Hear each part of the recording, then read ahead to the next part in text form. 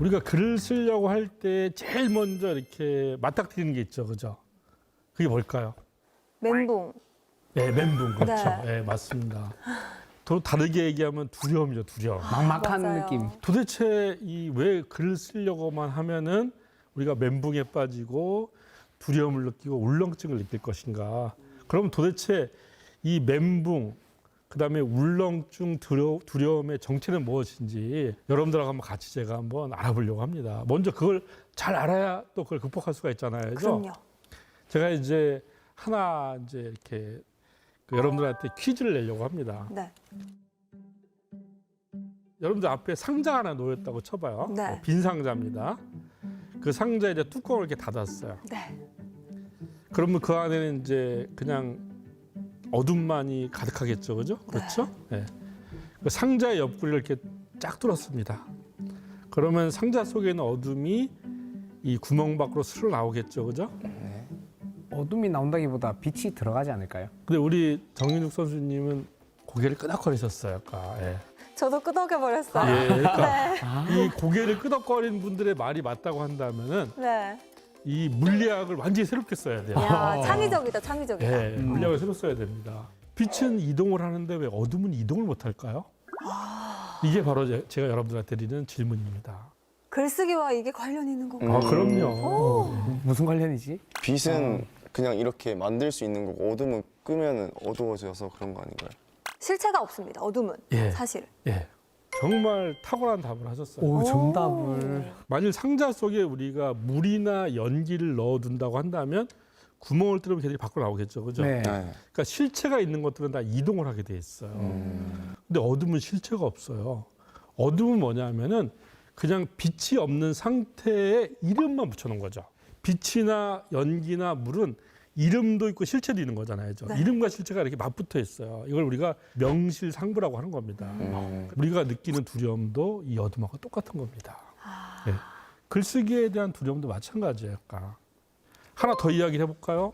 자, 우리가 이제 골목길을 막 걸어가요. 걸어가다가 갑자기 뱀을 발견합니다. 그럼 얼마나 놀랍습니까, 그죠? 정말 철렁하잖아요, 그죠? 네.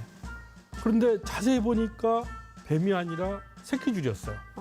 네. 그러면 그냥 두려움은 순식간에 사라졌죠, 그죠? 뭐냐면 그게 뱀이 아니라 새끼줄이라는 사실을 확인하는 순간에 두려움은 싹 사라지는 거예요. 맞아요. 글쓰기의 요령을 정확하게 알면은 멘붕, 두려움, 울렁증 다 사라질 수가 있어요. 네. 그래서 제가 이제 바로 이렇게 상자의 비유를 든 겁니다.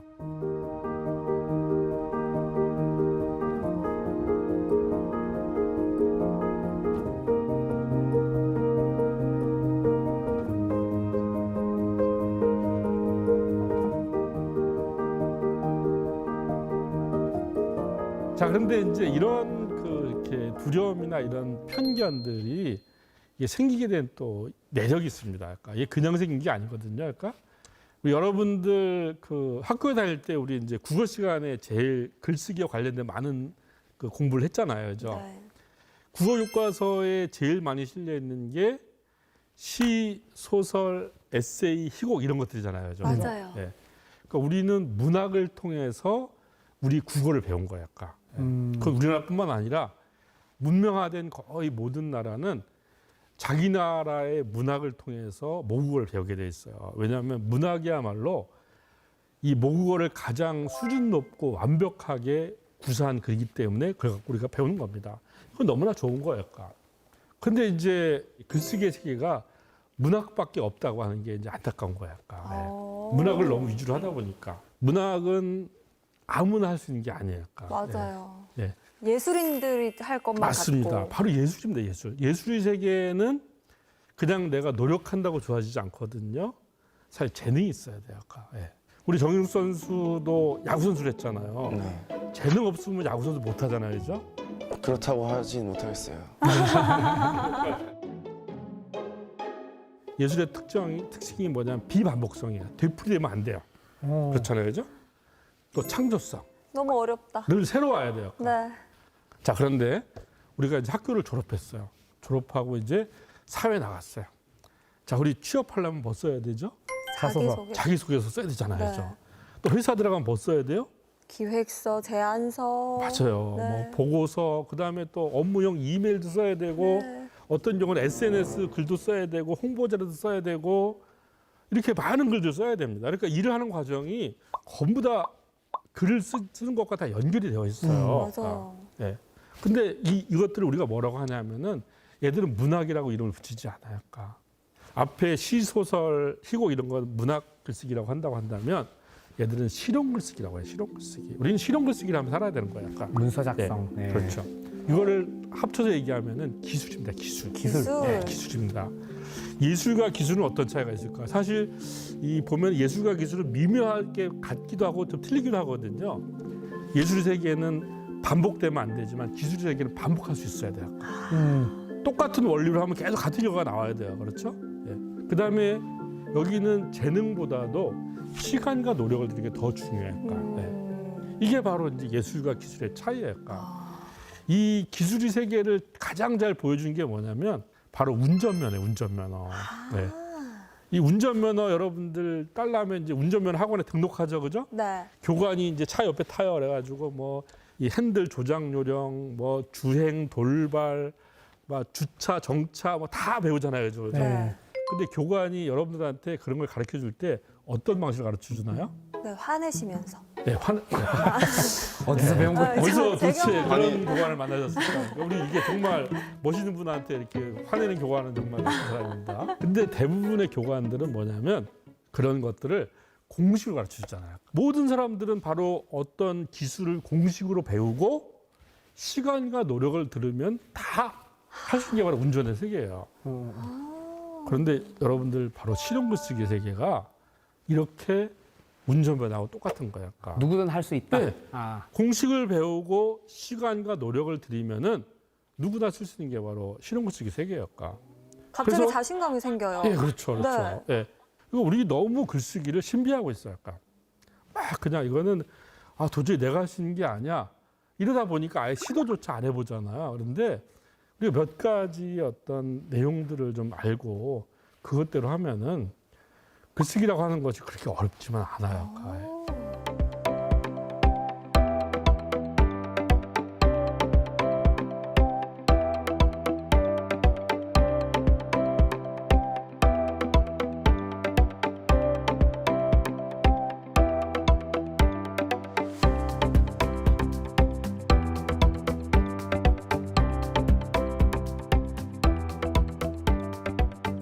제가 삼다 이야기를 합니다. 삼다. 이 삼다 하면은 삼다. 떠오르는 게 뭐죠? 삼다 하면은 제주도. 그렇죠. 제주도 삼다도 그렇죠. 근데 제가 말한 삼다는 이제 제주도의 삼다가 아니라 중국의 송나라의 이제 문의자 정치인이 있어요. 이 사람이 구양수라는 사람인데 이 사람이 이제 글을 잘 쓰기 위해서 세 가지를 잘해야 된다고 이야기를 한 세 겁니다. 아마 가지를 여러분들 잘해야 옛날에 학교 다닐 때 배웠을 거예요. 약간. 맞아요. 이게 시험 문제도 나왔었어요. 약간. 맞아요. 네. 그래서 자꾸 그렇게 하시면 안 돼요. 저 학교에서 안 배웠어요. 아무것도. 예. 죄송합니다. 저 여기서 다 배우고 있어요. 아, 예, 예. 좋습니다. 여기서 배우고 새로 배우면 네. 되지. TBC. 예. 자, 아무튼 이제 구양수에 삼다가 있는데 삼다가 뭐냐면 첫 번째는 많이 읽으라는 거예요. 다독. 다도. 다독. 그 다음에 다작, 다작. 많이 써라. 다작 많이 써라. 상냥은 다상냥. 이게 이제 많이 생각하라는 뜻이에요. 아, 많은 그러니까 어찌 보면 너무 뻔한 얘기 같은데 이게 이제 이 동양권에서는 글 잘 쓰는 어떤 비법으로 그러니까 1000년 넘게 이렇게 이제 전해져 온 내용들입니다. 맞아요. 근데 저는 과연 다독, 다작, 다상냥만 해서 과연 글씨가 좋아질까? 이거에 대해서 좀 의문을 갖고 있어요. 그러니까, 예. 그래서 하나하나씩 제가 한번 저의 이야기를 한번 해보려고 합니다. 사실 직장인들이 책 하나 읽으려면은 막 일주일도 걸리고 어떤 경우 한 달도 걸리잖아요. 그렇죠. 그렇죠? 네. 그렇게 해서 고생해서 책을 읽는데 남는 게 별로 없죠. 기억이 그렇죠? 안 나요. 네. 별로 남는 게 없어요. 그냥 읽다가 꽂히는 것만 이렇게 그냥 파편적으로 머릿속에 남잖아요. 그죠? 그죠? 예. 그 이렇게 생각하면 이제 그냥 책을 읽을 필요가 없겠네. 괜히 시간만 들이고 뭐 읽을 필요가 있어. 이렇게 생각하지만 책이라고 하는 건 독서는 이제 콩나물 키우기하고 비슷합니다. 오, 자, 우리 콩나물 씨루에 물을 주면 어떻게 되죠? 잘 물이 나오죠. 쭉 빠지죠. 그죠? 네. 네. 그렇지만 남아있는 습기가 콩나물을 키우잖아요. 그죠? 책을 읽고 나면은 정말 콩나물 씨루에 물 빠지듯이 다 없는 것 같아요. 그런데 얘들이 그래서 머릿속에 남아있는 거예요. 그래서 우리의 생각을 깊게 하고 지식을 넓게 하는 이런 작용을 해요. 그러니까. 그러나 이제 그럼에도 불구하고 이 읽는 것이 곧 쓰는 거로 이어지지 않습니다. 맞아요. 단순하게 읽는 행위로만은 그게 안 돼요. 음. 그러니까 읽는 행위에 무엇이 붙여져야 되는데 그게 바로 이제 글쓰기의 매뉴얼에 해당되는 것들. 그러니까 글쓰기의 매뉴얼을 잘 알아야만이 읽어도 의미가 있어요. 그건 마치 뭐에 비유할 수 있냐면은 지도와 내비게이션에 비유할 수가 있어요. 자, 책을 읽는 거는 이제 여행을 하는 것과 비슷해요. 자, 근데 로마를 갔는데 내가 지도도 없고 내비게이션도 없어요.